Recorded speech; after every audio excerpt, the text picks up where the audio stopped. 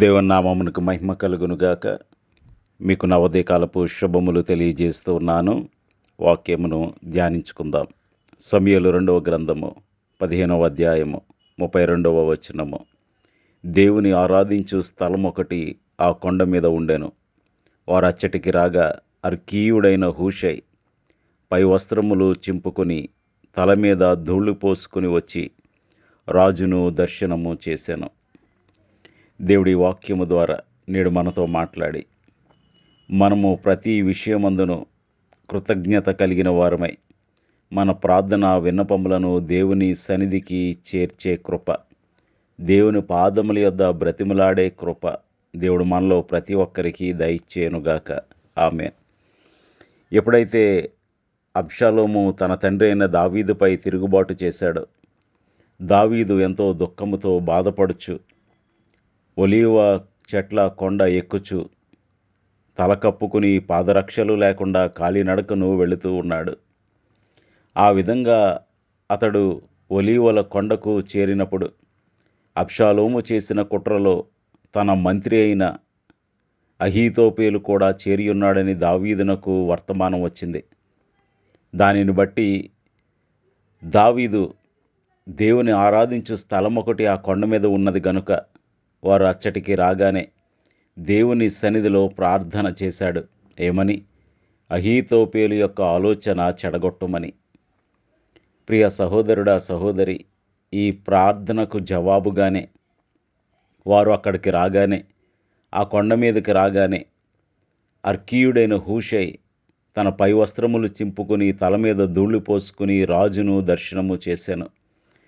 గమనించండి, ఎప్పుడైతే మనం దేవుని సన్నిధిలో ప్రార్థన చేస్తామో దేవుడు ఖచ్చితంగా ఆ ప్రార్థన ఆలకిస్తాడు.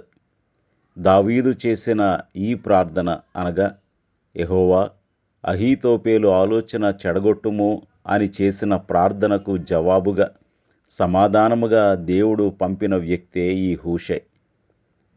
గమనించండి, దేవుడు మన ప్రార్థనలకు సమాధానం దయచేసే దేవుడు. పరిశుద్ధ గ్రంథంలో ఇతర ఉదాహరణలు కూడా మనం చూసినట్లయితే దినవృత్తాంతములు 2వ దినవృత్తాంతముల గ్రంథము 20వ అధ్యాయములో శత్రు సైన్యాలు యోధాపైకి దండెత్తి వచ్చినప్పుడు రాజు అయిన యెహోషాపాతు దేవుని మందిరములో నిలబడి ప్రార్థన చేశాడు. వారు దేవుని ఆరాధిస్తున్న సమయంలోనే యహజీయేలు అనే లేవీయుని ద్వారా దేవుడు తన వ్యూహాన్ని, జయాన్ని ప్రకటించాడు. కాబట్టి దేవుని సన్నిధిలో మన ప్రార్థనలకు జవాబున్నది. చూడండి, హన్నా కూడా దేవుని సన్నిధికి వెళ్ళి ప్రార్థించింది. రామా అనే వారి స్వగ్రామము నుండి షిలోహులో ఉన్న దేవుని మందిరమునకు వెళ్ళి ప్రార్థించింది. అయితే కార్యము జరగలేదు.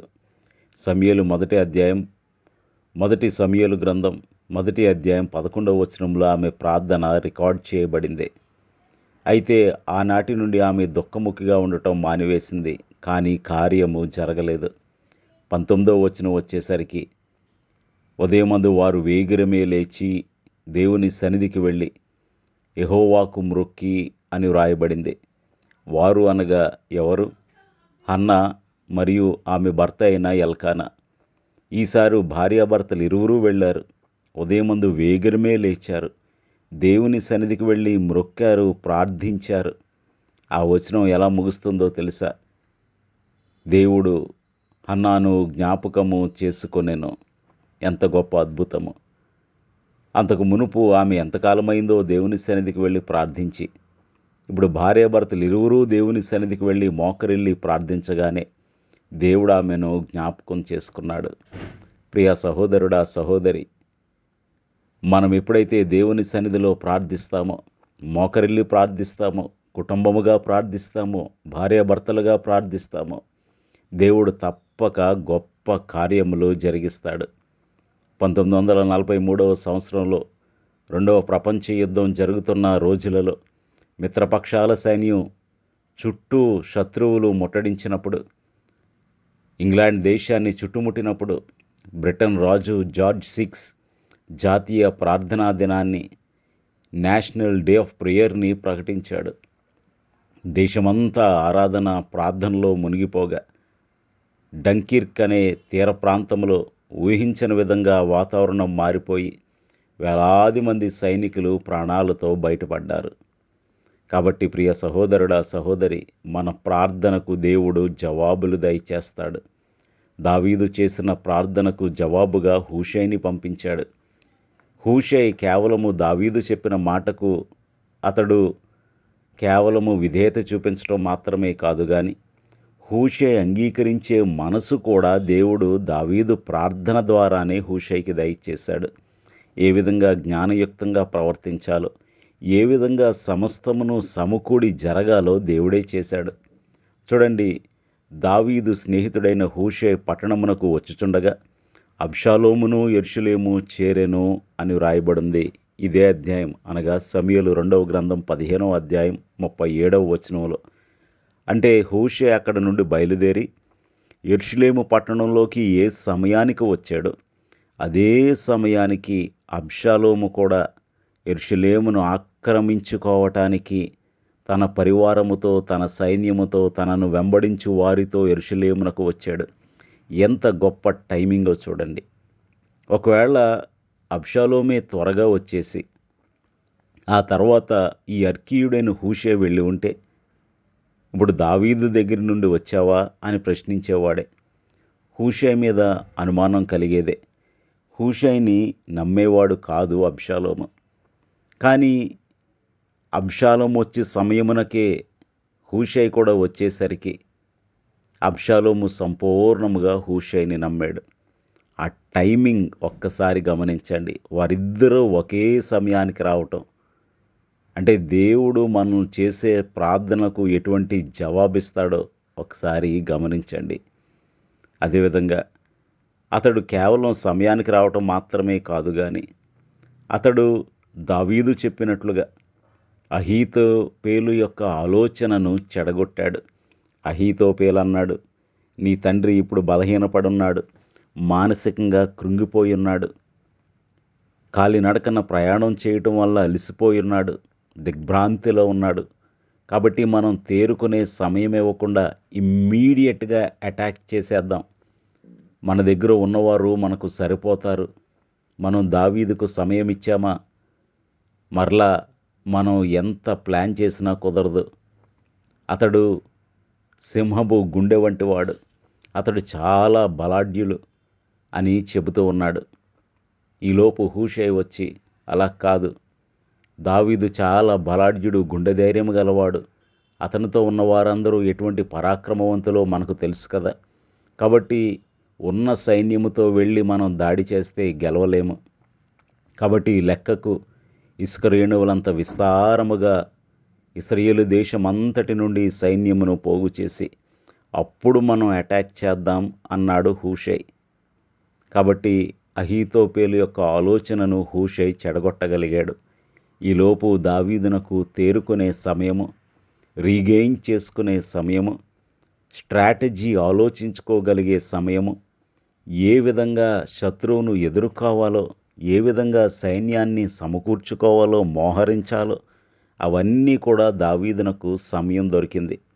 దానిని బట్టి దావీదు గెలవగలిగాడు. ప్రియ సహోదరుడా, సహోదరి, దేవుడు మన ప్రార్థనలకు ఎటువంటి అద్భుతమైన ఆలోచన ఇస్తాడో గమనించండి. ఎటువంటి అద్భుతమైన సమకూర్పు చేస్తాడో దీనిని బట్టి మనం ఆలోచించవచ్చు, మనం నేర్చుకోవచ్చు. అప్పటి వరకు అహీతోపేలు చెప్పిన ప్రతి ఆలోచన దావీదైనా అబ్షాలోమైనా వెంబడించారు. మొట్టమొదటిసారి అహీతోపేలు యొక్క ఆలోచన నెరవేరలేదు. దీనికి కారణం ఆ ఒలీవల కొండపైన ఆరాధనా స్థలములో నుండి దావీదు చేసిన ప్రార్థనే. ప్రియ సహోదరుడా, సహోదరి, అపవాది మన జీవితాల్లో చేస్తూ ఉన్న ఆలోచనలు, శత్రువులు మన విషయమై చేస్తున్న ఆలోచనలు నెరవేరకుండా ఉండాలి అంటే దేవుని సన్నిధిలో మనం ప్రార్థన చేయాలి. ప్రార్థన మన పరిస్థితులను మార్చుతుంది. ప్రార్థన మనుష్యులను మారుస్తుంది. ప్రార్థన హృదయములను మారుస్తుంది. ప్రార్థన సంతోష సమాధానములను, క్షేమమును ఇస్తుంది. మరి అటువంటి ప్రార్థనను మనం నిర్లక్ష్యం చేస్తున్నామా? ప్రార్థన అనేది క్రైస్తవునికి ఊపిరి వంటిది కదా. చాలామంది క్రైస్తవులు ఇటువంటి ప్రార్థనా ఊపిరిని లేకుండా బ్రతికేస్తూ ఉన్నారు. దేవుడు మనకిచ్చిన అద్భుతమైన వరము, ఆశీర్వాదము, దేవుడు మనకిచ్చిన గొప్ప అవకాశము ప్రార్థనే. మరి ఆ ప్రార్థనలో మనం ఎలా ముందుకు సాగుతూ ఉన్నాం? ప్రార్థించకుండా దేవుని నుండి కార్యాలు ఆశిస్తూ ఉన్నామా? ప్రార్థించకుండా ప్రభు కార్యములు చేయటం లేదని విమర్శిస్తూ ఉన్నామా? ప్రార్థన చేయకుండా విశ్వాసములో కూరుకుపోతూ ఉన్నామా? ప్రార్థిద్దాం. ప్రార్థించే క్రైస్తవులుగా వర్ధిల్లుదాం. ప్రార్థన చేసుకుందాం. సర్వోన్నతుడును సర్వశక్తివంతుడు అయిన మా ప్రియ పరలోకపు తండ్రి, జీవముగల దేవ, ఒలీవల కొండ మీద ఆరాధించే స్థలములో నుండి దావీదు చేసిన ప్రార్థనను బట్టి ఏ విధంగా హూషైను నడిపించారు. హూషై దావీదు యొక్క మాటకు విధేయత కనపరిచి అహీతోపేలు యొక్క ఆలోచనను ఏ విధంగా చెడగొట్టాడు. ప్రభు అంత మాత్రమే కాదు గాని హూషై అబ్షాలోము వచ్చే సమయమునకే యెరూషలేము చేరినట్లు మీరు సమస్తమును ఏ విధంగా సమకూడి జరిగించారు. మేము ధ్యానిస్తూ ఉండగా ప్రభువా, నీవు మా ప్రార్థనలను బట్టి ఎంత గొప్ప కృప చూపించే దేవుడవో మాకు అర్థమవుతూ ఉంది.